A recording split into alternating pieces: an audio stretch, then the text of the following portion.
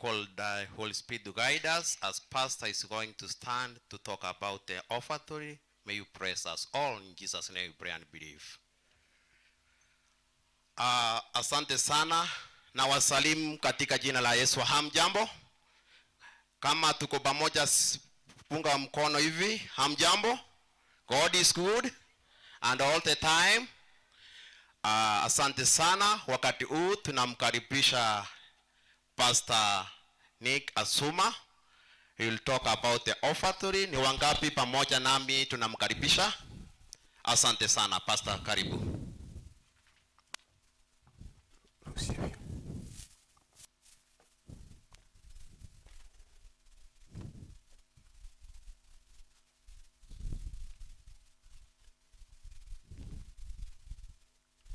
Natamani sana kama mngekuwa hapa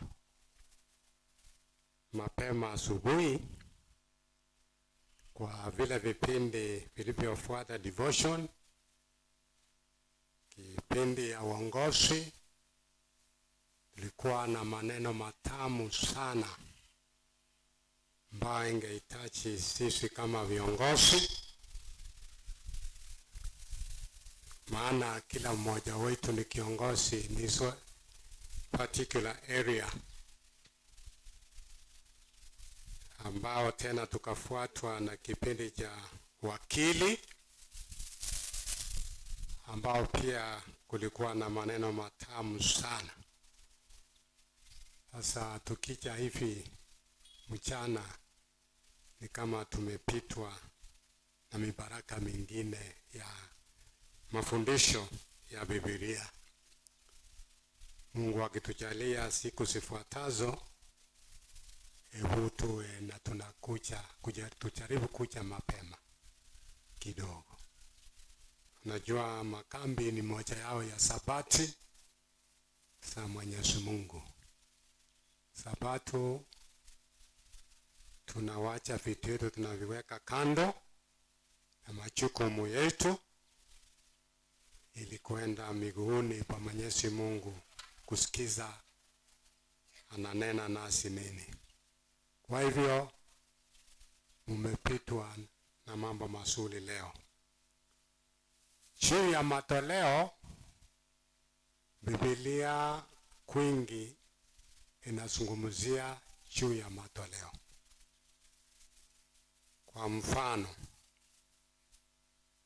nataka muandike ndio tutasoma Leviticus number 27 verse number 30.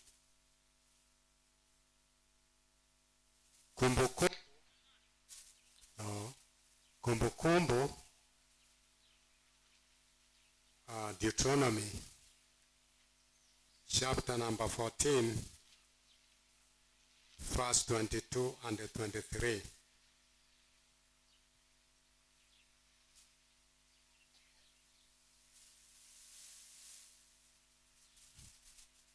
Kumbukumbu ingine ni chapter 26 verse number 1 to 11. Na vitabu vingi kama Malakai na kwingi ndani ya maandiko matakatifu juu ya matoleo.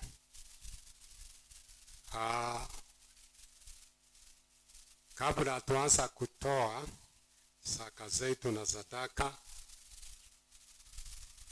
hata sadaka mbichi, ningelipenda tu tusome Walawi 27 fungu la 30. Inasema tena zaka yote ya nchi, kama ni mbegu ya nchi au kama ni matunda ya nchi, ni ya Bwana, ni takatifu kwa Bwana.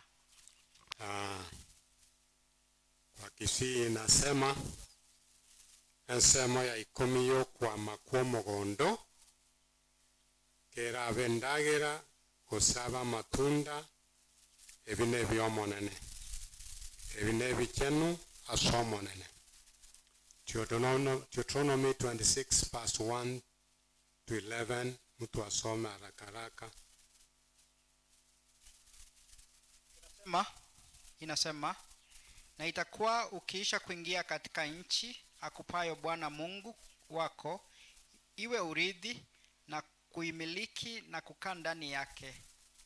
Twaa malimbuko ya ardhi utakayoyavuna katika nchi akupayo Bwana Mungu wako, ukayatie katika kikapu, ukaende hata mahali pale atakapokuchagua Bwana Mungu wako, ili ulikalishe jina lake huko.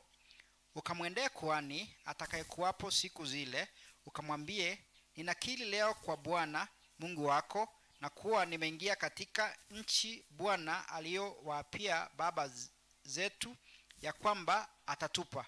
Yasema, naye kuhani atakipokea kikapu mkononi mwako, akiweke chini mbele ya madhabahu ya Bwana Mungu wako. Nawe ujibu ukaseme mbele ya Bwana Mungu wako, baba yangu alikuwa Mwaramu karibu na kupotea, akashuka Misri, akakaa huko ugenini, nao ni wachache hesabu yao, akawa taifa kubwa huko, yenye nguvu na watu wengi. Yasema, Wamisri wakatuonea, wakatutesa, wakatutumikisha utumwa mzito. 7 yasema, tukamlilia Bwana Mungu wa baba zetu. Bwana akasikia sauti yetu, akaona na taabu yetu na kazi yetu na kuonewa kwetu. Bwana, tazama nimetazama. Kisha ukiweke chini mbele ya Bwana Mungu wako, ukamsujudu mbele ya Bwana Mungu wako. 11 yasema, ukayafurahie mema yote ambayo Bwana Mungu wako amekupa, na nyumba yako, na wewe na Mlawi na mgeni aliye kati yako. Katika vitabu vingi Misri imefananishwa na maisha ya kidhambi na utumwa. Wakati mtu amefungwa kwenye dhambi, ni kana kwamba ako katika nchi ya Misri. Hapo pana mateso, mapigo, njaa, masumbufu mengi. Ukienda kwa Shaitani akuonee huruma ya kwamba umekuwa mfuasi wake, ile anataka kukuua, sumbue. Sasa Mungu anaambia wateule wake wa Israeli, kama wewe sasa nami, ikiwa mmetoka katika utumwa wa Misri, maana mlikuwa mmeteswa sana, masumbuko mengi, Wamisri waliwatesa, mmehamishwa, mmeingizwa kwenye nchi yenye baraka, imebarikiwa, yenye rutuba. Mtakuwa mkivuna matunda, mimea ya kila aina kutoka mashamba yenu. Rudishia Mungu shukrani, ukikumbuka jinsi aliyekukomboa kutoka utumwani. Nadhani wengi wetu pamoja nami tunajua jinsi tulikuwa tumefungwa kule Misri ya dhambi, na tangu tumkubali Yesu akatuhamisha, maisha sasa tunapoishi imebarikiwa. Sasa lazima tumshukuru Mungu kwa kumrudishia mibaraka, sehemu ya mibaraka zile ametubariki nazo, iwe ni kutoka kwa mashamba, kutoka kwa mifugo yetu, ng'ombe, kondoo, mbuzi, kuku, mayai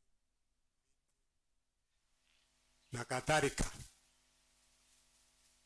Tukiwa pastors, wakati mwingine tukizungumza pastors wa Nyamira ya South Kenya Conference wa Jaluo, tukiwa hata Nyanjo hapa Makambo, wakati mwingine pastors wa Kimasai wanatuambia, mbona nyinyi hasa nyinyi wa Kisii mko wagumu sana kutoa wanyama kama saka mbele ya Mungu? Sisi kule Masaini, ukija kwangu Mimi sipendi kutoa pesa na kuchukua mahali ng'ombe wanaishi. Unajipekulia, unahesabu 1 2 3 9 10. Kama ni kondoo, hii ni ya Mungu. Zikiwa 20, 2 ni ya Mungu.